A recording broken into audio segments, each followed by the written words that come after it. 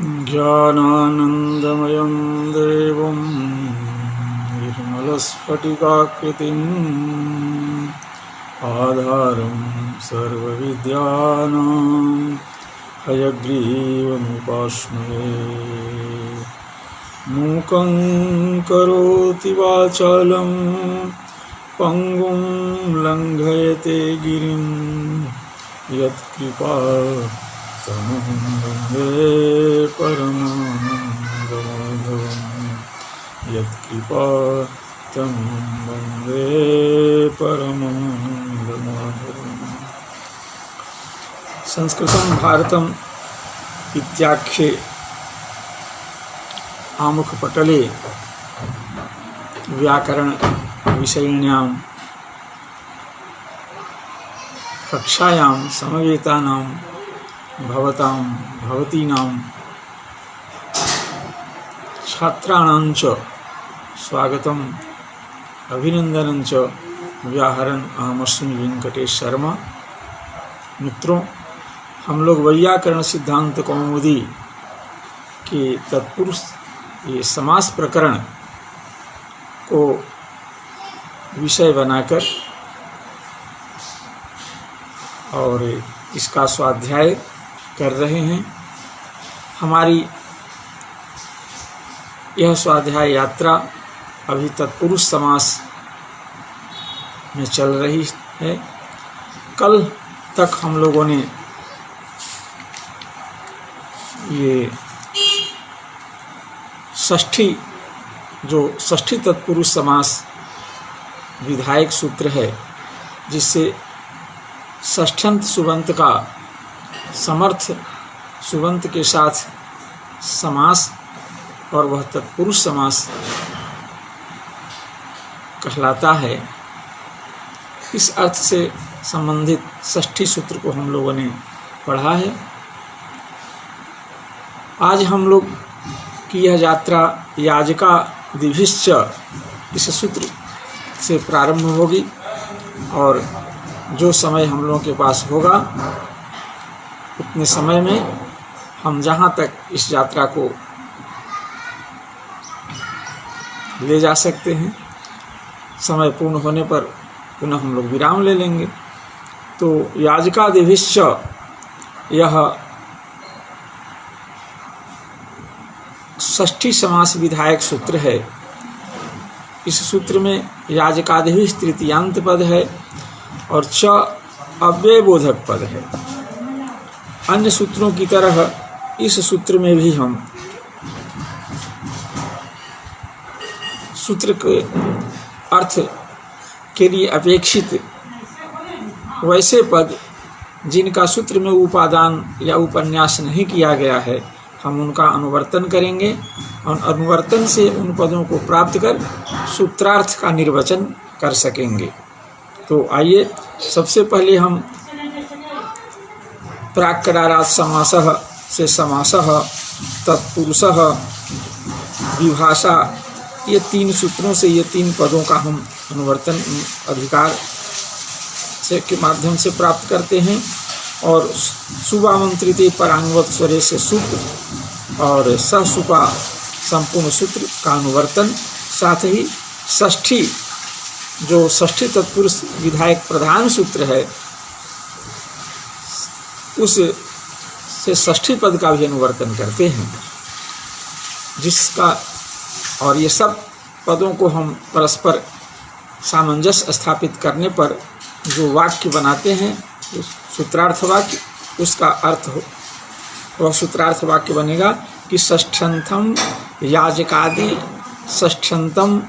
यहाँ षष्ठी भी प्रत्ययबोधक पद है, इसलिए प्रत्यय ग्रहण परिभाषा से इसमें तदंत विधि हो जाएगी। तो षष्ठ्यंतम सुबंतम, सुब का अधिकार अनुवर्तन है तो उसमें भी तदंत विधि हो जाएगी और उसमें याजकादि विशेषण हो जाएगा, षष्ठी विशेषण हो जाएगा। तो षष्ठ्यंतम सुबंतम याजकादि प्रकृतिक सुबंतेन सह, याजकादि प्रकृतिक सुबंतेन सह समस्यते और सचतत् पुरुषः, ये सूत्र का विभाषया समस्यते, विभाषा का भी अधिकार है तो विभाषया समस्यते, पुनरपि वारमेकं षष्ठ्यन्तं सुबन्तं याजकादि प्रकृतिक समर्थेन याजकादि प्रकृतिक सुबन्तेन समर्थेन सुबन्तेन सह समस्यते और सचतत् पुरुषः विभाषया समस्यते सचतत् पुरुषः, यह सूत्र का अर्थ होगा। अर्थात ये षष्ठ्यंत सुबंत का याजकादि प्रकृतिक समर्थ सुबंत के साथ समास होता है और वह वैकल्पिक समास होता है और वह तत्पुरुष समास कहलाता है। यह सूत्र का अर्थ है। इसी अर्थ की ओर आचार्य ने ये लघु वाक्य से संकेत किया है, ये भी षष्ठ्यंतम समस्यते। ये भी मतलब याजकादि प्रकृतिक समर्थै सुबन्तै सह, याजकादि प्रकृतिक समर्थै सुबन्तै सह समस्यते। कह समस्यते तो षष्ठ्यंतम सुबंतम समस्यते, केन विधिना तो विभाषया समस्यते। ये उदाहरण इसका है, ब्राह्मण याजकः देव पूजकः, तो ब्राह्मण से याजकः और देवस्य पूजकः। अब यहाँ पर दो पद हैं, ब्राह्मण से षष्ठ्यंत है, याजकः यह प्रथमांत पद है। यज देव पूजा संगति करण दानार्थक यज धातु से णिज प्रत्यय करेंगे और निजंत यज से पुनः कर्तार्थ में ये नड़ूल प्रत्यय करेंगे, अक आदि हो करके याजकः बनता है। इस तरह से पूज धातु से नड़ूल अक आदेश करके पूजकः रूप बनता है। अब यहाँ पर एक कर्ता में चूंकि नड़ूल और प्रत्यय हुआ है, इसलिए कर्म जो ब्राह्मण है उसमें कर्तृकर्मणों कृति से षष्ठी भक्ति हो गई है। तो ब्राह्मण से याजकः देवस्य पूजकः ये स्थिति है। अब यहाँ षष्ठी सूत्र से भी समास प्राप्त है, षष्ठ्यंतम सुबंतम, षष्ठ्यंतम सुबंतम। यहाँ षष्ठ्यंत सुबंत है ब्राह्मण अंगस, अलौकिक विग्रह वाक्य में ब्राह्मण अंगस याजक सु, इस तरह से देव अंगस पूजक सु। तो यहाँ पर षष्ठ्यंत सुबंत ब्राह्मण अंगस देव अंगस है, उसका समर्थ सुबंत याजक सु पूजक सु के साथ वैकल्पिक तत्पुरुष समास प्राप्त है। फिर ये याजकादि भीष्य सूत्र के प्रवर्तन की क्या आवश्यकता थी, ऐसी जिज्ञासा संभव है, जिसके समाधानार्थ आचार्य ने यहाँ पर लिखा त्रिजिकाभ्याम कर्तरी इत्यस्य प्रति प्रसवोयम। यहाँ पर एक आगे सूत्र हम पढ़ेंगे, त्रिजिकाभ्याम कर्तरी, कर्ता अर्थ में यदि हम त्रिज प्रत्यय किए हैं, कर्ता अर्थ में णुल प्रत्यय करके उसके आदेश, उसके स्थान पर आदेश किए हैं अक, तो वही अक प्रत्यय त्रिजिकाभ्याम में जो अक है शब्द है, उससे वही अक प्रत्यय की ओर निर्देश है कि णुल स्थानिक जो अक है ना, तदंत जो तदंत प्रकृतिक जो सुबंत है, और ये यदि कर्तार्थ में हो, कर्तार्थ में यदि त्रिज प्रत्यय हो, कर्तार्थ में यदि अक प्रत्यय हो, तदंत जो कृदंत है, तत्प्रकृतिक जो सुबंत है, उसके साथ षष्ठ्यंत का समास नहीं होता है, ऐसा निषेध आगे करने वाले हैं। तो षष्ठी सूत्र से यहाँ पर षष्ठी समास प्राप्त था, लेकिन उसका निषेध हो जाता था किससे, विशेष सूत्र है त्रिजिकाभ्याम कर्तरी से। अब निषेध सूत्र का निषेध यानी प्रतिषेध करने के लिए याजकादिविषय सूत्र का प्रणयन हुआ है। क्यों कि ये ब्राह्मण पूजकः, ब्राह्मण याजकः, देव पूजकः, इस तरह के प्रयोग वाङ्मय में शिष्टों के द्वारा प्रयुक्त हैं। उन प्रयुक्तों की उत्पत्ति हमारा व्याकरण शास्त्र का दायित्व है, उद्देश्य है। इसलिए ऐसे प्रयोगों की उत्पत्ति के लिए अलग से याजकादिविषय सूत्र का प्रणयन किया गया। यदि सूत्र का प्रणयन नहीं होता, षष्ठी सूत्र से समास, षष्ठी सूत्र के भरोसे रहते लोग, तो फिर त्रिजिकाभ्याम कर्तरी से तो इसका निषेध हो जाएगा। तो वाक्य का ही प्रयोग होगा, ब्राह्मण याजकः, देव पूजकः, इन प्रयोगों की उत्पत्ति नहीं हो पाएगी, लेकिन इनका प्रयोग देखा जाता है। चलिए, तो ये कहा कि त्रिजिकाभ्याम कर्तरी इत्यस्य प्रति प्रसवोयम, यानी प्रतिप्रसव है, यानी प्रतिषेध वचन है, निषेध का प्रतिषेध वचन है। षष्ठी सूत्र से जो षष्ठी समास प्राप्त था उसका त्रिजका विहम कर्तरी से निषेध हुआ, उस निषेध का यह निषेध होने से इसके लिए निषेध के निषेध यानी प्रतिषेध के लिए प्रतिप्रसव शब्द का यहाँ पर प्रयोग हुआ है। प्रतिप्रसव अयम अयम नियम प्रतिप्रसवार्थक, प्रतिप्रसव के लिए यह नियम बना है। अब यहाँ पर ब्राह्मण अंगस याजकसु त्रिजका विहम याजकादिभिश्च से समास कर देंगे। प्रादिपदी संज्ञा विभक्ति के अलुक उपसर्जन संज्ञा पूर्व प्रयोग, तो क्योंकि यहाँ पर षष्ठी पद जो आया है वही समान समास बोधक समास पद में प्रथमांत पद माना जाएगा। उसके द्वारा निर्दिष्ट षष्ठ्यंत जो था ब्राह्मण है, देव है, इसलिए उसी की उपसर्जन संज्ञा होगी और उसी का पूर्व प्रयोग होगा। इसलिए ब्राह्मण याजक याजक देव पूजक बना, फिर स्वादित्पत्ति करके ब्राह्मण याजक देव पूजक, ये यहाँ पर है। आगे भी एक निषेध सूत्र है। आगे एक प्रयोग बनने को उद्देश्य करके सर्वस्वेतः प्रयोग बनता है। सर्वस्वेतः और सर्वमहान, ये दो प्रयोग हैं। दो प्रयोगों की उत्पत्ति को दृष्टि में रखकर उसके निर्वचन के लिए निर्वचन का उपक्रम कर रहे हैं। उपक्रम में इस वार्तिक का यहाँ पर उपन्यास किया गया है। क्या है वह वार्तिक?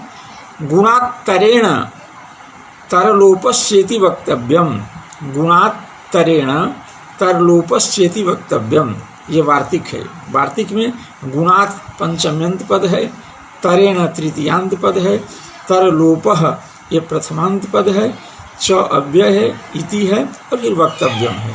इतने पद हैं यहाँ पर। यहाँ पर वैकल्पिक समास और तर प्रत्यय के लोप, ये दो कार्य इस वार्तिक के द्वारा होते हैं। वैकल्पिक समास का विधान होता है और तर प्रत्यय का लोप होता है। यही दो कार्य के लिए इस वार्तिक का प्रवर्तन हुआ है। अब इसका हम अर्थ समझें। अर्थ इसका है कि गुणवाचक शब्द होते हैं।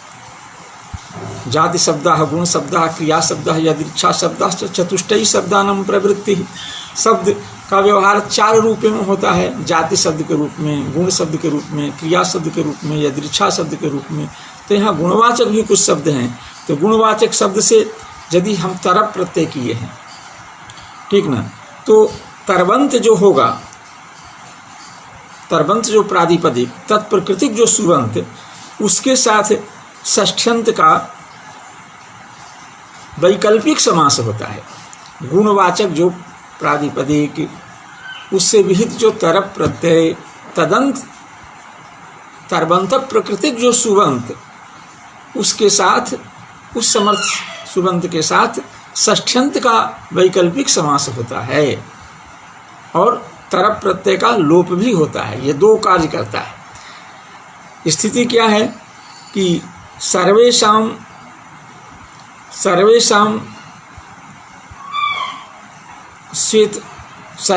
श्वेतः, ऐसा हम विग्रह करते हैं। सर्वेषां श्वेतः, जो सब में श्वेत है, तो सब में श्वेत है। यहाँ पर निर्धारण अर्थ है। या निर्धारण अर्थ में यहाँ पर हम तरप प्रत्यय करते हैं। द्विवचन विभज्यो पदे तरवीय सुनौ, द्विवचन विभज्यो पदे तरवीय सुनौ, इस सूत्र से हम तरप प्रत्यय करते हैं। किससे करते हैं? गुणवाचक शब्द से करते हैं। गुणवाचक शब्द है कौन? श्वेत। श्वेत से हम तरप प्रत्यय किए तो श्वेततर बनाए, श्वेततर। अब श्वेततर और किनसे किए? ये निर्धारण किनसे किए? सर्वेषां, जाति शब्द, जाति, गुण, क्रिया और संज्ञा के द्वारा, जहाँ समुदाय से, समुदाय माने अवयवी से अवयव का पार्थक्य भाव गम्यमान हो, वहाँ पर ये निर्धारण में षष्ठी और सप्तमी विभक्ति का विधान किया गया है। और उसी निर्धारण अर्थ में तरप और तम प्रत्यय का भी विधान होता है। तो निर्धारण अर्थ में यहाँ तरप प्रत्यय हुआ। किससे निर्धारण किया? सर्व से निर्धारण किया। सर्व से यहाँ पर अर्थात जो सर्वेषां महत्तरः है, तो यहाँ पर सबसे जो अलग द्रव्यांतर से, द्रव्यांतर वृत्ति जो श्वेत धर्म है, श्वेत गुण है, तदपेक्षया है ना, जिसमें रहने वाला श्वेत गुण को पृथक किया जा रहा है, तो यहाँ पर उस पार्थक्य भाव में को निर्धारण कहेंगे। श्वेत धर्म बहुत, श्वेत गुण, श्वेत रूप बहुत पदार्थों में है, लेकिन बहुत पदार्थों में रहने वाला जो श्वेत गुण है उसकी अपेक्षा बक में रहने वाला जो श्वेत गुण है, श्वेत रूप है, वो ज़्यादा अधिक है, ज़्यादा श्वेतत्व उसमें है। तो सबों में रहने वाला जो, सब में रहने वाला जो श्वेत गुण है उससे पृथक रूप में उसको बतलाया जा रहा है। ये निर्धारण पार्थक्य भाव है। ऐसी पार्थक्य भाव में तरप प्रत्यय हुआ है। तो गुणवाचक शब्द है पहले श्वेत, ठीक ना, उससे तरप प्रत्यय किए तो श्वेततर बना, उससे फिर सुविभक्ति लाए तो श्वेततर सु, तो श्वेततर सु जब ये बना तो यह गुण, इसके साथ षष्ठ्यंत सुबंत का वैकल्पिक समास होता है। तो सर्वेषां जो यह षष्ठ्यंत सुबंत है, इसका श्वेततर सु के साथ वैकल्पिक समास किए और फिर तरप प्रत्यय का लोप भी कर दिया। समासत्वात् प्रादिपदी संज्ञा ही विभक्ति का लुक हो गया उपसर्जन संज्ञा पूर्व प्रयोग होने पर, क्योंकि षष्ठी सूत्र से यहाँ पर षष्ठी भी आया है।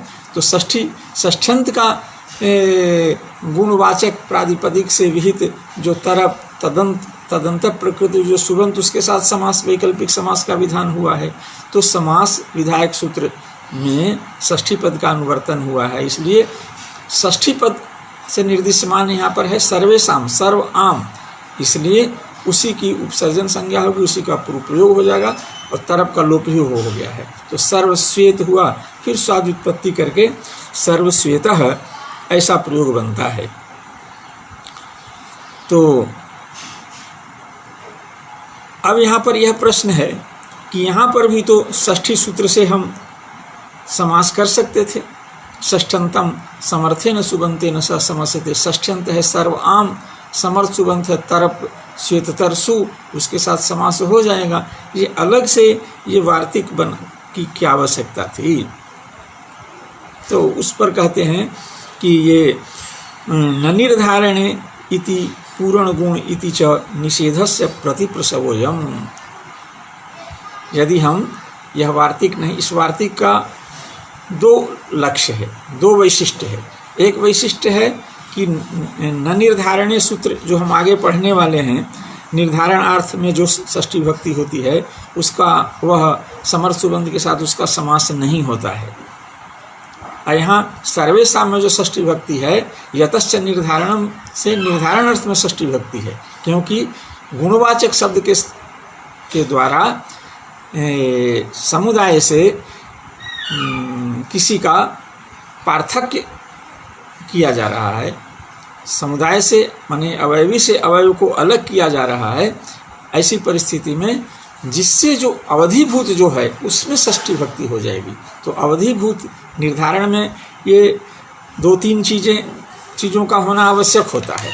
एक तो निर्धारण के लिए चाहिए आपको अवधि, जिससे आप किसी का पार्थक्य भाव दिखलाते हैं। दूसरा कोई निर्धारिमान जिसको हम पृथक करना चाहते हैं वह पदार्थ चाहिए। और तीसरा उसमें कोई हेतु चाहिए, किसके द्वारा? तो जाति गुण क्रिया और संज्ञा ये हेतु के रूप में यतश्च निर्धारणम सूत्र पर बतलाया गया है कि जाति के द्वारा, गुण के द्वारा, क्रिया के द्वारा और संज्ञा के द्वारा ये निर्धारण पार्थक्य भाव का हेतु यही चारों में से कोई एक होना चाहिए।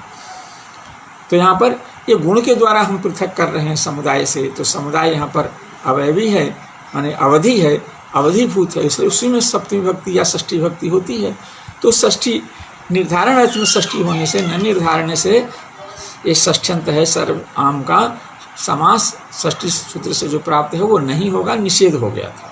दूसरी बात यह है पूर्ण गुण सुहितार्थ सदव्य स्तव्य समानाधिकरण से जो गुणवाचक जो प्रातिपदिक है, तत्प्रकृतिक जो सुबंत है, उसका भी षष्ठ्यंत के साथ निषेध हो जाता है। तो ये दोनों निषेधों का के प्रति प्रसव के रूप में इस वार्तिक का यहाँ पर प्रवर्तन किया गया है, अन्यथा षष्ठी सूत्र से ही काम चल सकता था। इस बात को आचार्य लिख रहे हैं यहाँ कि न निर्धारणे इति। तो ये जो प्रश्न है कि षष्ठी सूत्र से ही यहाँ पर भी समास क्यों नहीं कर दिया गया, अलग वार्तिक के प्रवर्तन की क्या आवश्यकता पड़ी, षष्ठ्यंत सर्व आम है, उसका समर्थ सुबंत गुण स्वेतर सु के साथ समास हो जाएगा। इसके लिए पृथक न्यास करने की यानी वार्तिक स्वरूप न्यास करने की क्या आवश्यकता है, उसका उत्तर देते हैं। इस प्रश्न को अपने हृदय में रखकर और उसका उत्तर दे रहे हैं। प्रश्न यहाँ पर उल्लिखित नहीं है, उसका उत्तर दे रहे हैं। न निर्धारणे इति, न निर्धारणे से प्राप्त जो षष्ठी निर्धारण अर्थ में षष्ठी भक्ति का समर्थ सुबंध के साथ समास का जो निषेध है उसका, और साथ साथ पूर्ण गुण सुहिता सदव्य तव्य समानाधिकरण से जो गुणवाचक प्रातिपदिक प्रकृतिक सुबंत का षष्ठ्यंत के साथ जो समास का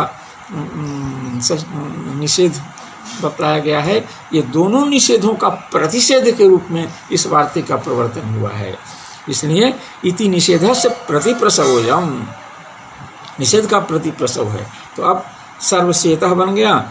इसी तरह से सर्वेषां महत्तरः सर्वमहान, यह भी है, गुणवाचक है। सर्वेषां महत्तरः, महान कई हैं, उनमें ईश्वर सर्वापेक्षा महान है ना। सर्वेषां महत्तरः, इतर में रहने वाली जो महत्ता है उस महत्ता की अपेक्षा ईश्वर में रहने वाली जो महत्ता है वो ज़्यादा है, अधिक है। ये बतलाने के लिए यहाँ पर सर्वमहान शब्द का प्रयोग हुआ है। विग्रह है सर्वेषां महत्तरः, ये लौकिक विग्रह वाक्य है। अलौकिक विग्रह वाक्य होगा सर्व आम महत्तर। तो यहाँ पर द्विवचन विभज्योत्तर पदे तरवीय सुनो से तरप प्रत्यय होकर के महत्तर शब्द बना है। तो अब यहाँ पर गुणवाचक शब्द है महत्, तत्प्रकृतिक और उससे विहित प्रत्यय तरप प्रत्यय है, तत्प्रकृतिक सुबंत है महत्तर सु।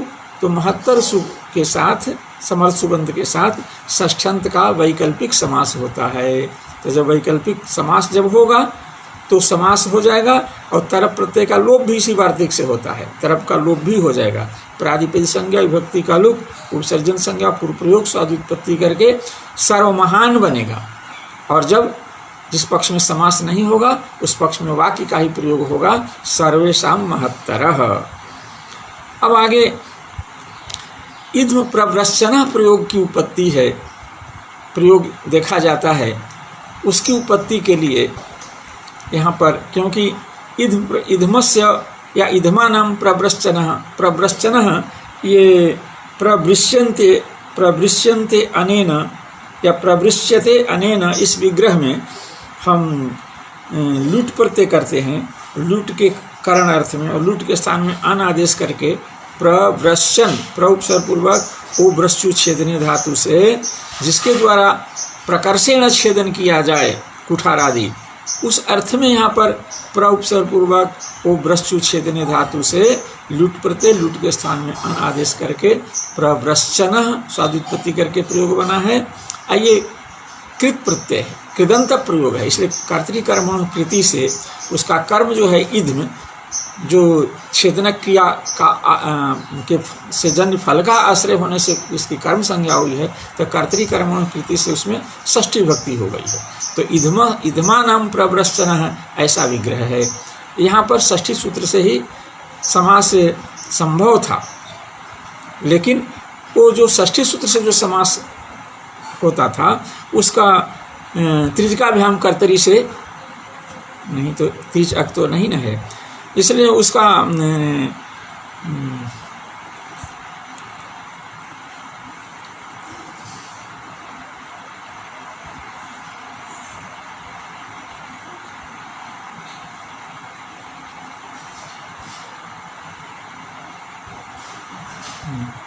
हाँ, तो आगे सूत्र है, षष्ठी सूत्र से समास प्राप्त था। आगे प्रतिपद विधाना षष्ठी न समस्यते, आगे पढ़ेंगे। प्रतिपद विधाना षष्ठी न समस्यते, एक एक पद को निर्देश करके तथा उसके आधार पर होने वाली जो षष्ठी भक्ति है उसको हम प्रतिपद विधाना षष्ठी कहते। पदम पदम प्रतिपदम, और प्रतिपदम अधिकृत या उद्देश्य विधीयमाना षष्ठी प्रतिपद विधाना षष्ठी। तो प्रतिपद विधाना षष्ठी न समस्यते, इस वार्तिक के द्वारा यहाँ षष्ठी सूत्र जो समास प्राप्त कर्तृकर्मणो कृति से षष्ठी भक्ति ला करके उसका ये निषेध किया गया था। उस निषेध का ये प्रतिषेध वचन है कृत योगा षष्ठी समस्यते इति वाच्यम। कृत से यहाँ पर कृतः कृता योगो यस्याः इति कृत योगा, कृत योगा षष्ठी अर्थात कृत प्रत्यय के योग में होने वाली जो षष्ठी है कर्तृकर्मणो इत्यादि सूत्रों से षष्ठी भक्ति, उस षष्ठी को कृत योगा षष्ठी कहते हैं। वो कृत योगा षष्ठी का से जब समास हम करते हैं षष्ठी सूत्र से, तो उसका प्रतिपद विधाना षष्ठी, चूँकि कृत प्रत्यय के योग में होने वाली षष्ठी प्रतिपद विधाना षष्ठी हो गई, इसलिए उसका निषेध किया गया था। उस निषेध का एक प्रतिप्रसव के रूप में इस वार्तिक का प्रवर्तन हो रहा है कि कृत योगा षष्ठी, यानी कृत योग में जो षष्ठी भक्ति है, कृत प्रत्यय के योग में जो विहित षष्ठी भक्ति है, तदंत सुबंत का, तदंत षष्ठंत सुबंत का समर्थ सुबंत के साथ समास कहना चाहिए और वह तत्पुरुष समास होगा। यह वार्तिक का अर्थ है। उदाहरण के रूप इधमस्य प्रव्रश्चनः, अब प्रव्रश्चनः में कृत प्रत्यय है, करण अर्थ में लुट प्रत्यय, उससे बना है प्रव्रश्चनः। तो कृत प्रत्यय कृदंत प्रातिपदिक प्राकृतिक सुबंत के योग में कर्तृकर्मणो कृति से षष्ठी भक्ति हो गई कृत योग में। अब षष्ठी से समास होने की बात आई तो प्रतिपद विधान षष्ठी से उसका निषेध हो जाएगा। पुनः इससे समास विधान कर दिया गया कि नहीं, कृत योगा षष्ठी का कृत प्रत्येक योग में विधीयमाना जो षष्ठी विभक्ति है, तदंत प्राकृतिक जो सुबंत है उसका समर्थ सुबंत के साथ तत्पुरुष समास और तत्पुरुष समास होता है और वह तत्पुरुष समास कहलाता है। तो यहाँ पर समास हो जाएगा इधमा नाम प्रव्रश्चन है, ईद में अथवा इधम से प्रव्रश्चन है, ईधम अंग से प्रव्रश्चनसु। अब समास संज्ञा, प्रादिपदी संज्ञा, विभक्ति का लुक, उपसर्जन संज्ञा प्रयोग करके ईद प्रव्रश्चन स्वादुत्पत्ति करके ईद प्रव्रश्चन प्रयोग बनता है। आगे अब केवल निषेध सूत्र हैं, वो है न निर्धारणे। निर्धारणे ये सप्तम्यंत पद है, न ये निषेधार्थक अव्यय है। यह षष्ठी सूत्र का या षष्ठी समास विधायक सूत्रों का जहाँ निर्धारण षष्ठी में है वहाँ निर्धारण षष्ठी का यह अपवाद सूत्र है। तो अपवाद, ध्यान देने वाली यहाँ बात है कि अपवाद और उत्सर्ग के क्षेत्र विषय प्रायः बराबर होते हैं। जो उत्सर्ग का विषय होता है वही अपवाद का भी विषय होता है। जैसे आद गुण, अवर्ण से अच पर में रहने पर पूर्व पर के स्थान में गुण एक आदेश, ये आद गुण का विषय है। और अवर्ण से एच पर में रहने पर पूर्व पर के स्थान में वृद्धि एक आदेश, ये वृद्धि शास्त्र, वृद्धि रचि का विषय है जो अपवाद सूत्र है। आद गुण ये उत्सर्ग सूत्र है। दोनों के विषय में क्या अंतर है? एच भी तो अच के ही अंतर्गत आता है। उत्सर्ग शास्त्र के गर्भ में इसका भी जो विषय है, इसका भी जो क्षेत्र है वो समाहित है हस्ती पद में अन्य प्राणियों के पद की तरह, इसलिए ये दोनों का विषय एक होता है। इसलिए उसी तरह के विषय की कल्पना करनी होगी। न निर्धारणे, न कहाँ निर्धारण अर्थ में षष्ठी का किसका निषेध होगा? सूत्र का अर्थ पूरा नहीं होता है इससे, इसलिए हम षष्ठी सूत्र का अनुवर्तन यहाँ करेंगे न निर्धारणे में। और तत्पुरुषा का अधिकार है, हाँ, और समासा का अधिकार है, सुप और सहसुपा इन पदों का अनुवर्तन है। तो सूत्र का अर्थ होगा कि षष्ठ्यंत निर्धारण अर्थ में जो षष्ठी भक्ति तदंत जो तदंत जो सुबंत, उसका समर्थ सुबंत के साथ समास नहीं होता है, ये अर्थ होगा। यानी जो जो विधायक सूत्र में का जो जो विषय है वो इसका भी होगा, तभी निषेध कर पाएगा। इसलिए षष्ठी भी, सुप भी, सहसुपा भी, और ये क्या कहते हैं तत्पुरुष भी, समास भी सब आएंगे। तो फिर पहले प्राप्ति होगी तब ना निषेध होगा, प्राप्ति दिखाया जाए तब निषेध होगा। अब देखिए षष्ठ्यंत, षष्ठी निर्धारण अर्थ में जो षष्ठी, निर्धारण का षष्ठी के साथ अन्वय करेंगे। निर्धारण अर्थ में जो षष्ठी, तदंत जो सुबंत, उस सुबंत का समर्थ सुबंत के साथ समास न माने नहीं होता है, ये सूत्र का अर्थ होगा। इसलिए इसको संकेत कर रहे हैं, निर्धारणे जा षष्ठी सा न समस्यते, वो उसका वह समस्त नहीं होती है, अर्थात समर्थ सुबंत के साथ उसका समास नहीं होता है। उदाहरण दे रहे हैं, नृणाम द्विज श्रेष्ठ। अब नृ, ब्राह्मण, क्षत्रिय, वैश्य, शूद्र, ये हिंदू, मुस्लिम, सिख, ईसाई सब मनुष्य, सभी मनुष्यों के लिए नृ शब्द का, नर शब्द का व्यवहार होता है। ये समुदाय है और इससे उसके अवयव को, द्विज स्वरूप जो अवयव हैं उसको जाति के आधार पर हम पृथक करते हैं, पार्थक्य स्थापित करते हैं, पृथक भाव करते हैं। तो यहाँ पर षष्ठी भक्ति होते हैं यतश्च निर्धारणम से, षष्ठी भक्ति हो गई। नृ से जिस अवधि से हम यतः निर्धारणम, जिस निर्धारण में तीन चीज़ें होनी चाहिए, जिससे निर्धारण किया जाए वह, यानी अवधि, निर्धारण की अवधि, जिससे निर्धारण किया जाए, पृथक किया जाए, वह निर्धार्यमाण, और निर्धारण का जो हेतु हो वह, तो यहाँ निर्धारण का हेतु है द्विजत्व, जाति, श्रेष्ठत्व, इसका हेतु है श्रेष्ठत्व, गुण है, यहाँ पर श्रेष्ठत्व है, और निर्धारण की अवधि है नृ, और निर्धार्यमाण कौन है, द्विज है। तो यहाँ पर निर्धारण की अवधि में षष्ठी भक्ति होती है। तो नृणाम में जो षष्ठी भक्ति है वो निर्धारण अर्थ में षष्ठी भक्ति है। तो निर्धारण अर्थ में जो षष्ठी भक्ति है, तदंत जो सुबंत है कौन, नृ आम, उसका समर्थ सुबंत द्विज सु के साथ षष्ठी सूत्र से समास नहीं होता है। षष्ठी समास, तत्पुरुष समास नहीं होता है, निषेध हो जाएगा। तो नृणाम द्विजः श्रेष्ठ, यही रहे वाक्य ही प्रयोग होगा।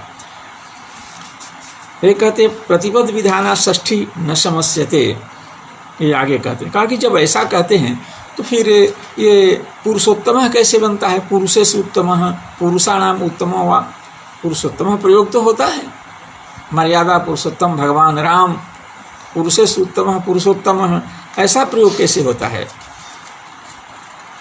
तो कहते हैं कि भाई यहाँ पर निर्धारण अर्थ में पुरुषाणाम, पुरुषेषु उत्तम अथवा पुरुषाणाम उत्तम में, पुरुषाणाम में षष्ठी भक्ति है और निर्धारण अर्थ में षष्ठी भक्ति नहीं है, क्योंकि निर्धारण के लिए जो जो प्रकल्प चाहिए वो यहाँ नहीं है। उसके लिए चाहिए अवधि, चाहिए निर्धार्यमाण, चाहिए और फिर हेतु चाहिए। तो हेतु शब्द का यहाँ प्रयोग नहीं है, अवधि तो है लेकिन, और निर्धार्यमाण पुरुष भी है, लेकिन हेतु यहाँ नहीं है। हेतु नहीं होने से यहाँ पर निर्धारण अर्थ में षष्ठी नहीं है। अपितु कहता है कि ये तो यहाँ पर तत्पुरुष समास की भी संभावना है, क्योंकि उत्तम पुरुषस्त्वन्य परमात्मा त्युदाहृतः, ऐसा गीता में प्रयोग हुआ है। विशेष विशेषण भाव, पुरुष और उत्तम दोनों में विशेष विशेषण भाव होगा। अब यह प्रश्न हो सकता है कि भाई जब पुरुष और उत्तम विशेषण का पूर्व प्रयोग होना चाहिए और विशेष का उत्तर प्रयोग होना चाहिए, कहा कि उत्तर पदार्थ प्रधान है, तत्पुरुष विशेष प्रधान होता है और विशेषण अप्रधान यानी गौण होता है। तो विशेष बोधक पद का पर प्रयोग होना चाहिए। यहाँ तो उत्तम शब्द जो विशेषण है उसी का पर प्रयोग है। तो कहा कि ये राजदंतादि एक गण है, उसमें राजदंतादि गण में दंत शब्द जो विशेषण है उसका पर प्रयोग होने से वो निर्देश सामर्थ्य से यहाँ पर भी विशेषण का पूर्व प्रयोग कदाचित हो जाएगा, ये कहा इन्होंने। अब आगे सर्पिशः ज्ञानम आ गया, गो विदर्थस्य करने से यहाँ पर षष्ठी भक्ति हुई है।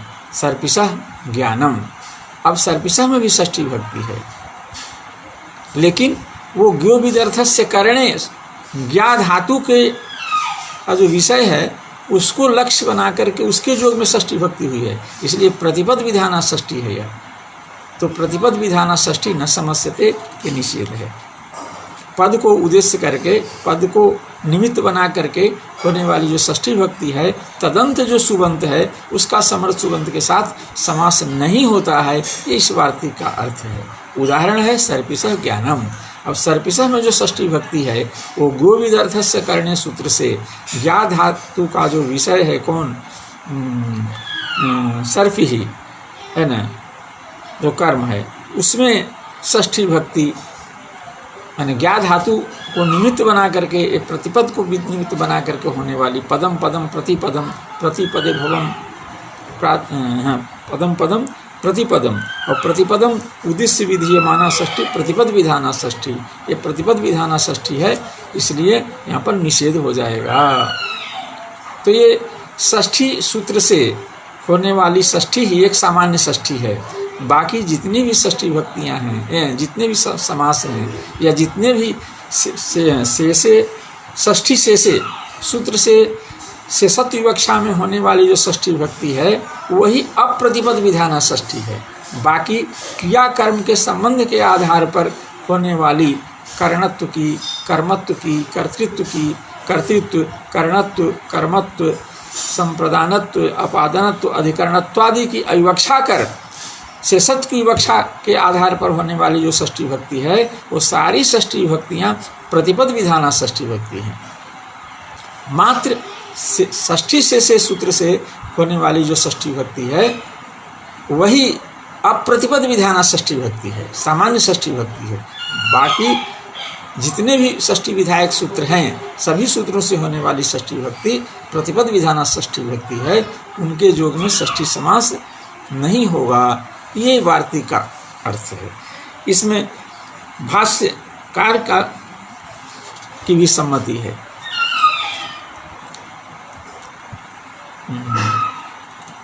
इसलिए सर्पिशो ज्ञानम ऐसा लिखा है। आगे हम पढ़ेंगे पूर्ण गुण सुहितात् सदव्य तव्य समानाधिकरणे न, यह भी निषेध सूत्र है। इसमें पूर्ण गुण सुहित, पूर्णंच गुणश्च सुहितंच इति पूर्ण गुण सुहितानि तेषाम अर्थः पूर्ण गुणी अर्थात पूर्ण गुण सुहितार्थः अपूर्ण गुण सुहितार्थश्च सत्च अव्ययंच तव्यश्च समानाधिकरणंच इत्येतेषां समाहारः पूर्ण गुण सुहितार्थ सदव्य तव्य समानाधिकरणम तेन पूर्ण गुण सुहितार्थ सदव्य तव्य समानाधिकरणेन, ऐसा एक पदात्मक सूत्र है। यह समस्त एक पदात्मक सूत्र है। यह भी निषेध सूत्र है, माने षष्ठी समास का अपवाद सूत्र है। इसका भी विषय जो षष्ठी का विषय होगा वह इसका भी विषय होगा। तो यहाँ भी षष्ठी पद का अनुवर्तन होगा, समासा का अधिकार है, सुप का और ससुपा का अनुवर्तन होगा। तो सूत्र का अर्थ होगा कि षष्ठ्यंत का षष्ठ्यंत सुबंत का पूर्ण प्रकृतिक पूर्ण अथवा पूर्णार्थक प्रकृतिक सुबंत के साथ, गुण अथवा गुणार्थक प्रकृतिक सुबंत के साथ, और सुहित अर्थात सुहित प्राकृतिक सुबंत और सुहितार्थक प्राकृतिक सुबंत के साथ। इसी तरह से सत से यहाँ पर तौ सत सत्री और सानस प्रत्यय लिए गए हैं। सत ये संज्ञा बोधक पद है, इसके संगी हैं सत्री और सत। तो सत से हम सत्री और सानच लेंगे, तो सत्री प्रत्यांत और सानच प्रत्यांत, प्रत्यय में तदंत विधि हो जाएगी। तो सत्री प्रत्यांत और सानच प्रत्यांत तत्प्रकृतिक जो सुबंत उसके साथ षष्ठ्यंत का तत्प्रकृतिक समर्थ सुबंत के साथ षष्ठ्यंत का समास नहीं हो, षष्ठ्यंत सुबंत का समास नहीं होता है, ऐसा अर्थ लिया जाएगा। और अव्यय भी यहाँ है, तो अब इधर सत तव्य सत कृत प्रत्यय का निर्देश है, इधर तव्य प्रत्यय का निर्देश है, दोनों के बीच में पढ़ा गया है अव्यय। तो अव्यय तो कृत प्रत्यांत भी अव्यय होता है, अन्य भी अव्यय होते हैं जो लिंग संख्यान्वयी होते हैं। ये तो क्या कहते हैं, लाक्षणिक अव्यय है, लक्षण के द्वारा, सूत्रों के द्वारा इसमें अव्ययत्व का आधान किया गया है। क्या कहते हैं, आतिदेशिक अव्ययत्व इसमें है, बाकी तो यूं ही अव्यय हैं। तो यहाँ पर उन अव्ययों को न लेकर के हम कृत प्रत्यांत जो अव्यय है, जिनका अक्त्वा तो सुन का सुनो इत्यादि से अव्यय संज्ञा होती है, ऐसे अव्ययों की बात यहाँ पर है। तव्य प्रत्यांत प्रकृतिक सुबंत और समानाधिकरण सुबंत के साथ षष्ठ्यंत का समास नहीं होता है, ये सूत्र का अर्थ है। तो षष्ठ्यंतम सुबंतम पूर्णादि प्रकृतिक सुबंत समर्थै सुबंतै सह न समस्यते, ये सूत्र का अर्थ होगा। अब इसका एक एक का हम उदाहरण लेंगे। पूर्ण अर्थ, पूर्णार्थक प्रकृतिक जो सुबंत है उसके साथ षष्ठ्यंत का समास नहीं होता है, इसका उदाहरण दे रहे हैं। सताम षष्ठः, सताम षष्ठः, ये सज्जनों में छठा है। ये होंगे बहुत सारे सज्जन, तो किसी के बारे में परिचय कोई करा रहा होगा कि ये सज्जनों में छठा व्यक्ति है ये। तो ये षष्ठः जो है ये पूर्णार्थक प्रत्यय है, होता है। तस्य पूर्णे डट, तस्य पूर्णे डट, शरणाम पूर्ण षष्ठः। छह संख्या जहाँ जाकर के पूरी होती है, उस वस्तु को, उस व्यक्ति को, उस स्थान को हम क्या कहते हैं, षष्ठ शब्द का प्रयोग होता है, जहाँ छह संख्या पूरी होती हो। तो इस अर्थ में षठ शब्द से ये क्या कहते हैं, तस्य पूर्णे डट से डट प्रत्यय होता है। डट में डकार की इत संज्ञा, ककार डट डट न, हाँ, डकार की संज्ञा, तस्य लोप से लोप अमात्र बचता है। और सट कतिपय, सट कतिपय चतुराम थुक से थुक का आगम भी हो जाता है। तो थुक का था है, इधर सस है। अब अष्टुत्व हो जाता है तो ठ में बदल जाता है, तो षष्ठ स्वादित्पत्ति करके षष्ठ बनता है।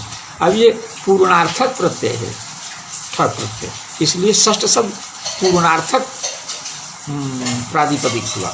तत्प्रकृतिक सुबंत हो गया षष्ठ सु, उसके साथ सत आम, इस षष्ठ्यंत सुबंत का षष्ठी सूत्र से समास प्राप्त था, इसका यह निषेध कर दिया।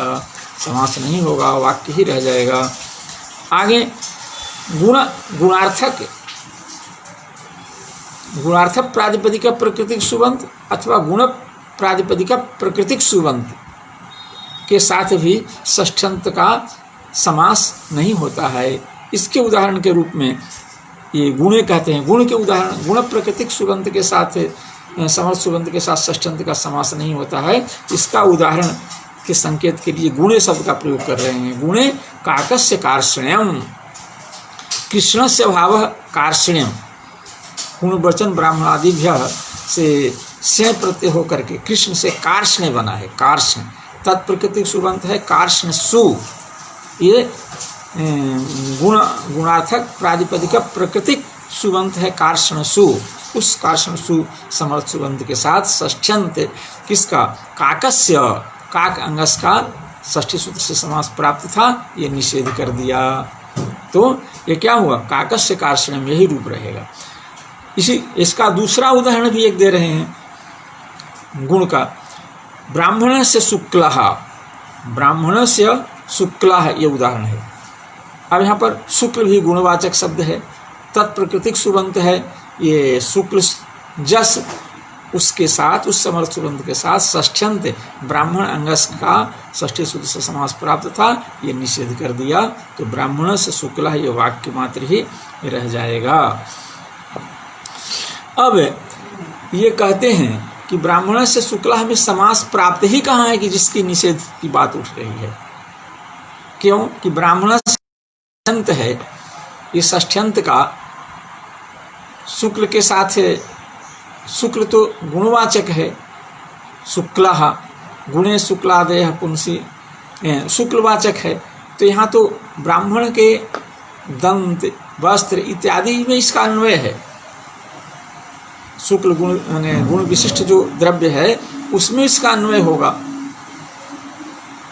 ब्राह्मणस्य दन्तः शुक्लः, ब्राह्मणस्य पटः शुक्लः इत्यादि में इसका अन्वय होगा। ब्राह्मण साफ सुथरे रहते हैं अन्यों की अपेक्षा। इस संदर्भ में कहीं कोई चर्चा हो रही है तो कोई कहा कि ब्राह्मणस्य शुक्लः, तो यहाँ तो समास प्राप्त ही नहीं है, क्योंकि वो जिस परिवेश में इस वाक्य का प्रयोग हो रहा है वो परिवेश में कोई और विशेष है, कोई और शब्द है ना, उसके साथ ब्राह्मण का अन्वय है। शुक्ल के साथ, गुण मात्र के साथ ब्राह्मण का अन्वय नहीं है, अभी तो गुण विशिष्ट गुणी के साथ ब्राह्मण का अन्वय है। इसके साथ तो अन्वय ही नहीं है, अन्वय माने सामर्थ्य नहीं है, सामर्थ्याभाव समास नहीं होगा। फिर निषेध की बात कहाँ उठती है? प्राप्तो सत्याम निषेध, प्राप्ति हो तब न निषेध की बात हो। तो कहा उस पर ये समाधान देते हैं कि यदा प्रकरणादिना दंता इति विशेष्यम ज्ञातम तयेदम उदाहरणम। कहा कि प्रकरण है और आदि शब्द से अर्थ लिया गया। प्रकरण बस भी कई बार अर्थ का बोध तो होता है, लेकिन उस अर्थ का बोधक शब्द का प्रयोग नहीं होता है। अर्थ का बोध होता है किंतु उस अर्थ का बोधक शब्द का प्रयोग नहीं होता है। ऐसे अर्थ को हम गम्यमान अर्थ कहते हैं। कारक प्रकरण में ऐसी बहुत चर्चा चली। गम्यमान अर्थों को निमित्त बना करके और विभक्ति का विधान या विभक्त्यर्थ का निरूपण कारक प्रकरण में बहुत हुआ। तो यहाँ पर भी ये प्रकरण बस दंत शब्द सबको ज्ञात है, इसलिए दंत शब्द का प्रयोग, दंता का प्रयोग नहीं किया। ब्राह्मण से शुक्लः चर्चा चल रही है। ब्राह्मण लोग प्रतिदिन समय से, नियत समय से जगते हैं, अपना नित्य कर्म करते हैं, उसके लिए दंत धावना आदि करते हैं, साफ सुथरे रहते हैं, भगवान की सेवा करते हैं। इसलिए ऐसी चर्चा संदर्भ में कि उनके ब्राह्मण से दंता शुक्लः, लेकिन दंत शब्द का प्रयोग नहीं किया, चूँकि वो प्रकरण बस ज्ञात है लोगों को, संदर्भ ही इसी का था, प्रकरण ही इसी का था। इसलिए जो उक्तार्थानम क्या कहते हैं, जो शब्द का अर्थ तो वह न होता है जो पहले से ज्ञात नहीं हो, लेकिन जो पहले से ज्ञात है उसके लिए शब्द का प्रयोग क्यों होगा? उक्त शब्दों के लिए, ज्ञात अर्थ के लिए शब्द का प्रयोग नहीं होता है, इसलिए नहीं हुआ। ऐसी परिस्थिति में ब्राह्मण से शुक्ल ऐसा प्रयोग हुआ, तो यहाँ सामर्थ्य है, इसलिए समास, षष्ठी समास की प्राप्ति थी, जिसके निषेध के लिए सूत्र में गुण पद का उपादान किया गया है। यदा तु प्रकरणादिना, आदि पद से अर्थ के द्वारा एक शब्द होता है जो शब्द के द्वारा गम्यमान अर्थ है, बोध्य अर्थ है, एक गम्यमान अर्थ है, बिना शब्द के ही संदर्भ से ही उसका बोध हो जाता है। एक पदार्थ का दूसरे पदार्थ के साथ संयोग से जो संबंध होता है उससे वो आकांक्षाभास के रूप में आता है, उससे भी अर्थबोध हो जाता है। तो ऐसी परिस्थिति में दंत शब्द ज्ञात है विशेष्य के रूप में, विशेष्यम ज्ञातम, यथावता उसका प्रयोग नहीं हुआ, लेकिन अभिप्राय है। इसलिए ऐसी परिस्थिति में ब्राह्मण से शुक्लः, शुक्लः माने शुक्ल गुण विशिष्टः दन्तः, विशिष्टः पटः, शुक्ल गुण विशिष्टः पटः, इस अर्थ में शुक्लः प्रयोग हुआ है। इसलिए उदाहरण यहाँ पर प्राप्त है षष्ठी सूत्र से, और फिर उसका निषेध इसमें के लिए गुण पद का उपादान किया गया। कहते हैं कि आगे यदि गुणवाचक प्रातिपदिक प्रकृति सुबंत का के साथ षष्ठ्यंत पद सुबंत का समास नहीं होता है, तो फिर अर्थ गौरवम, बुद्धिमान्द्यम इत्यादि प्रयोग कैसे होते हैं? अर्थ गौरवम, अर्थस्य गौरवम, अर्थ गौरवम, भारवेर अर्थ गौरवम, बुद्धिमान्द्यम, ये प्रयोग कैसे होते हैं? ये भी तो गौरव शब्द ही गुणवाचक शब्द है और मान्द्य शब्द भी गुणवाचक शब्द है। तत्प्रकृतिक सुबंध गौरवम है, मान्द्यम है, माने गौरव सु है, मान्द्य सु है, इसके साथ अर्थ आम, बुद्धि, अंगस, इसका समास कैसे हो रहा है? उस प्रश्न का समाधान ये दे रहे हैं, अनित्योयम गुणेन निषेधः। प्रश्न ही है, समाधान दिया जा रहा है। प्रश्न को हृदयंगम कर आचार्य हम लोगों के लिए ये उसका समाधान दे रहे हैं। अनित्योयम गुणेन निषेधः, यह जो पूर्ण गुण सुहितार्थ सदव्यतव्य समानाधिकरण में गुण पद के द्वारा के उपादान के द्वारा षष्ठ्यंत का गुणवाचक प्रातिपदिक प्रकृति सुबंध के साथ जो निषेध का विधान किया जा रहा है वह निषेध अनित्य है। अनित्य का मतलब कुत्रचित निषेध भवति क्वचित च न भवति, यही स्थिति है, कहीं होता है कहीं नहीं होता है। यहाँ ब्राह्मण से शुक्ला इत्यादि में नहीं हुआ और बुद्धि मन निषेध हो गया, और अर्थ गौरवम में बुद्धि मानदम में निषेध नहीं हुआ, षष्ठी समास वहाँ हो जाएगा। कहा कि मनमानी अपनी कल्पना तो शास्त्र नहीं हो सकती, शास्त्र के लिए तो आचार्यों को प्रमाण, जो शास्त्र के प्रवर्तक आचार्य हैं उनको प्रमाण के रूप में लिया जाना, यदि वो ऐसा कहते हैं तो ठीक है।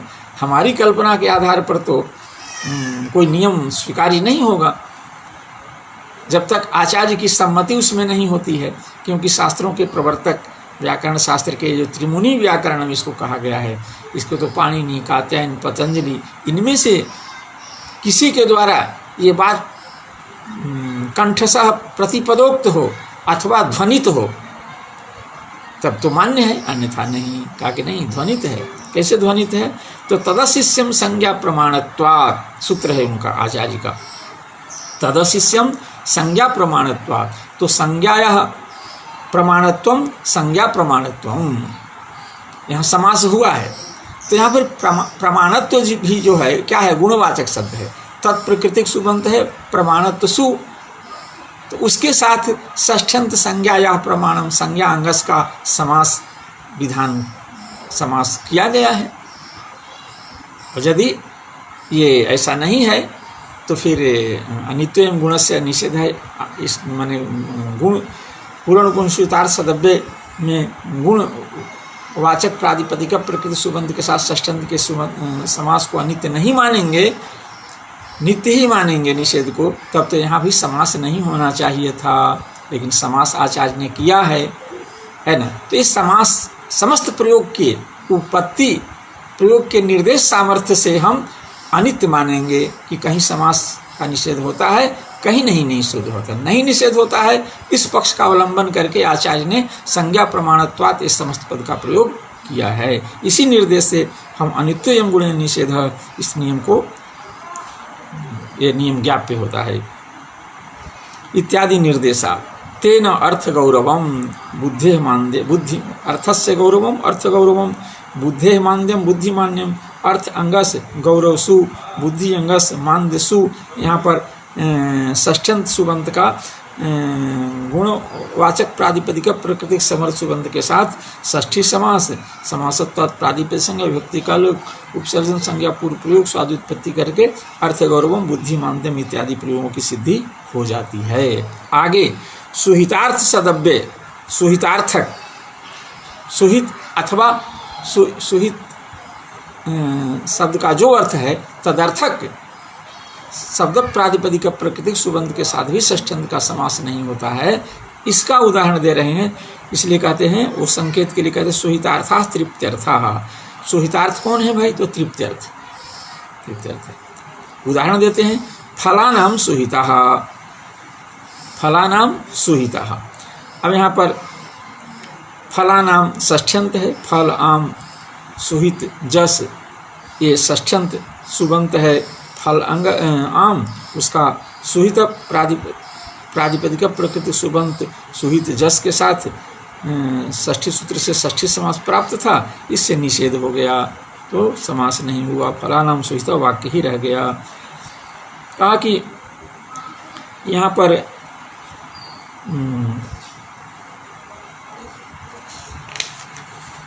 फलानाम सुहिता,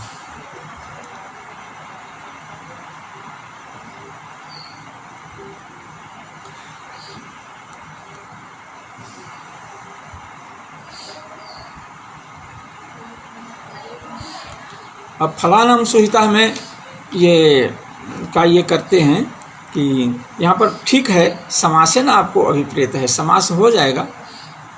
सुहित में जो सु उपसर्ग पूर्वक उहाक त्यागे धातु से अक्त प्रत्यय कर्म अर्थ में हुआ है, कर्तार्थ अनुक्त हो गया, अनुक्त कर्ता में तृतीया विभक्ति फल में हो जाएगी।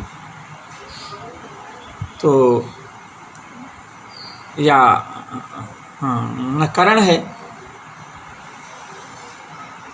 तृतीया विभक्ति होने से फल ही सुहिता, ऐसा विग्रह करने पर समास हो जाएगा। कर्तृकरणे कृता बहुलम समास हो जाएगा। समस्त पद फल सुहिता ऐसा हो जाएगा।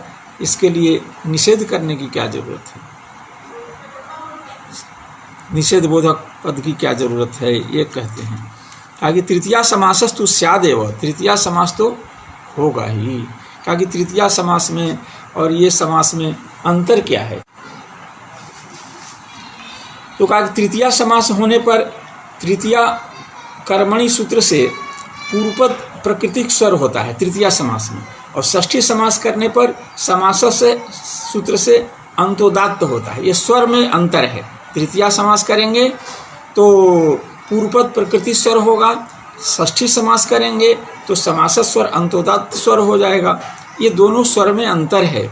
इसलिए जहाँ समास स्वर अपेक्षित है उस परिस्थिति में जब हम समास करना चाहेंगे षष्ठी सूत्र से, तो ये पूर्ण गुण सुहितार्थ सदव्य तव्य समानाधिकरण से सुहितार्थक जो सुबंत है, सुहितार्थक प्रातिपदिक प्रकृति सुबंत के साथ षष्ठ्यंत के समास का निषेध हो जाएगा। इसलिए कहे तृतीया समास तो, लेकिन तृतीया समास तो हो ही सकता है स्वरे विशेष। अब आगे सत का उदाहरण देते हैं। सत से तौसत मान सत्री सानच को लेंगे तो सत्री सानच प्रत्यांत जो कृदंत तत्प्रकृतिक जो सुबंत, उसके साथ भी षष्ठ्यंत सुबंत का समास नहीं होता है। ये सत कहने का सूत्र में सतपद के उपादान का तात्पर्य है। उसका उदाहरण है द्विजस्य कुर्वन् कुर्वाणो वा किंकर इत्यर्थः। तो यहाँ पर क्री धातु परिचर्यार्थ में सेवार्थ में है। तो सेवार्थ में जो क्री धातु है तो करोति है ना, करोति इस विग्रह में लट, लट के स्थान में तीप, लट के स्थान में सत्री अथवा सानच। सत्री करेंगे तो सत्री में अत रहेगा, सानच करेंगे तो सानच में आन रहेगा। फिर क्री को सार्वधातु संज्ञा होगी, इत संज्ञा लोप सार्वधातु संज्ञा, और गुण होगा सार्वधातु का आदर, तो क्री में री को गुण हो जाएगा। और अत उत सार्वधातु के से इसको उत हो जाएगा, गुण का जो आकार है उसको, तो पूर्वत बना, कुर्वाण बना अणत्व करके, उसके स्वादुत्पत्ति करके कुर्वन कुर्वाण प्रयोग बनता है। तो ये सत प्रत्यांत प्राकृतिक सुबंत है। सत माने सत्री प्रत्यांत प्राकृतिक सुबंत, सानचक प्रातिपदिक प्राकृतिक सुबंत, दोनों को उदाहरण ही एक साथ दे दिया गया है। हम अलग अलग उसको पढ़ेंगे। द्विजस्य कुर्वन, द्विजस्य कुर्वाणः। अब सत्री प्रत्यांत प्राकृतिक सुबंत द्विज कुर्वन कुर्वत सु है, उसका द्विज अंगस इस षष्ठ्यंत का षष्ठी सूत्र समास प्राप्त था, ये निषेध कर दिया, तो समास नहीं होगा, द्विजस्य कुर्वन ही रह जाएगा। इसी तरह से ये द्विजस्य कुर्वाण, यहाँ पर भी सत प्रत्यांत प्राकृतिक सुबंत है कुर्वाण सु, उसका षष्ठ्यंत द्विज अंगस के साथ समास नहीं होगा, समास प्राप्त था, इसे निषेध कर दिया। तो द्विजस्य कुर्वन द्विजस्य कुर्वाणः माने परिचर्या करने वाला, परिचारक, सेवक इस अर्थ में है। अव्ययम, अब यहाँ अव्यय से बताया गया था कि इधर सत प्रत्यय कृत प्रत्यय है, इधर तव्य प्रत्यय भी सूत्र में कृत प्रत्यय है, बीच में अव्यय है। तो अव्यय कृदंत भी अव्यय होता है और कृदंत भिन्न भी अव्यय होता है। तो यहाँ पर कौन सा अव्यय लिया जाए, कहा कि कृत अव्यय ही लेना है। क्यों कि सहचरिता सहचरित और मध्य सहचरित शैव ग्रहणम, एक अव्यय असहचरित है, यह अव्यय कृत के साथ चरित है, व्यवहृत है, इसलिए कृत संज्ञक ही अव्यय लिया जाएगा। तो ब्राह्मण से कृत्वा, तो यहाँ पर क्या होता है, समान कर्तृकयो पूर्व काले अक्त्वा क्री धातु से यदि एक क्रिया का दो क्रियाओं का एक ही करता हो तो उसमें पूर्वकालिक क्रिया के वाचक धातु से अक्त्वा प्रत्यय हो जाता है। अक्त्वा को तो सुन कसुन से उसको अव्यय संज्ञा हो जाती है, तो ये अव्यय है कृत्वा। तो अव्यय के साथ भी षष्ठ्यंत सुबंत का समास नहीं होता है, तो नहीं होगा, समास नहीं होगा। ब्राह्मण से कृत्वा वाक्य ही रह जाएगा। पूर्वोत्तर पद साहचर्याद अव्ययम एवं गृह्यते, कृत अव्ययम एवं गृह्यते, अर्थात पूर्व में सत्य है जो कृत प्रत्यय है का बोधक है, बाद में तव्य है वह भी कृत प्रत्यय का बोधक है, इसलिए अव्यय पद से कृत संज्ञक जो अव्यय है वही अव्यय लिया जाएगा। तेन कहा कि इससे अंतर क्या पड़ेगा, कहा कि तदुपरि, तस्य ऊपरी, तदुपरि, ऊपरी भी अव्यय है और तस्य इधर षष्ठ्यंत है, तो इस अव्यय के योग में षष्ठी विभक्ति का निषेध, षष्ठी समास का निषेध नहीं होगा।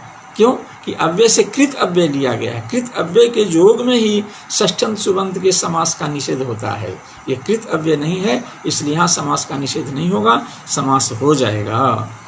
अब तव्य का उदाहरण देते हैं। तव्य से यहाँ पर तव्यत तव्य दो, तकार की संज्ञा हो जाने से तव्य ही दिखता है, तो यहाँ पर तव्यत नहीं लेना है, तव्य ही लेना है, माने अतीत, अतीत तव्य लेना है।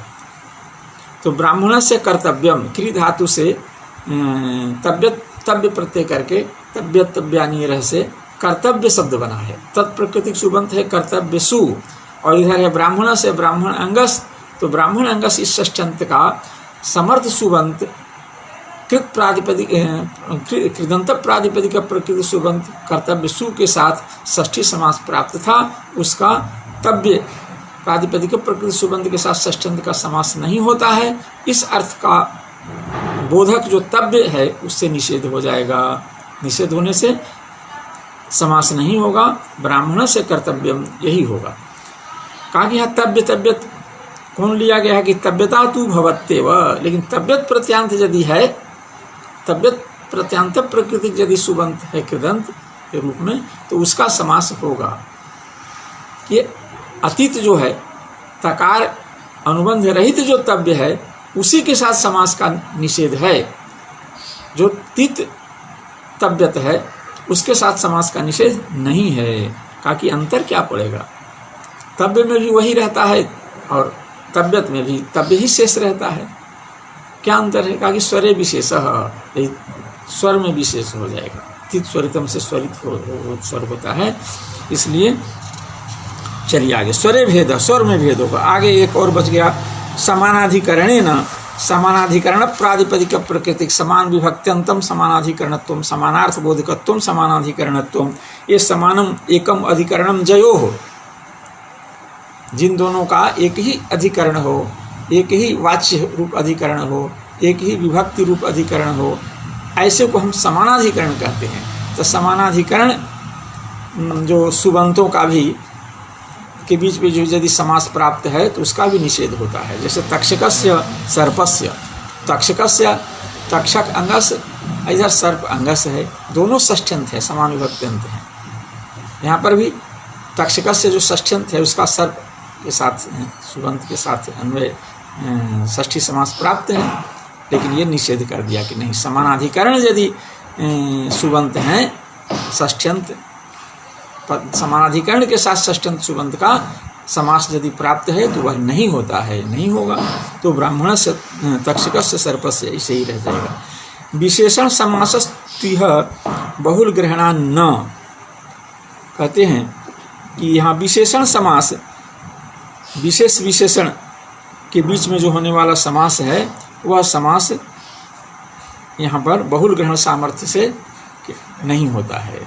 तो अब समय हम लोगों का पूर्ण हो चुका है, इसलिए हम लोग अपनी स्वाध्याय यात्रा को यहीं विराम दें और फिर कल अपने समय से हम लोग उपस्थित हों अगले सूत्रों को, या शेष इस सूत्र का जो शेष भाग है उसके साथ आपकी उपस्थिति के लिए, आपकी प्रतिक्रिया के लिए धन्यवाद, अभिनंदन, नमस्कार।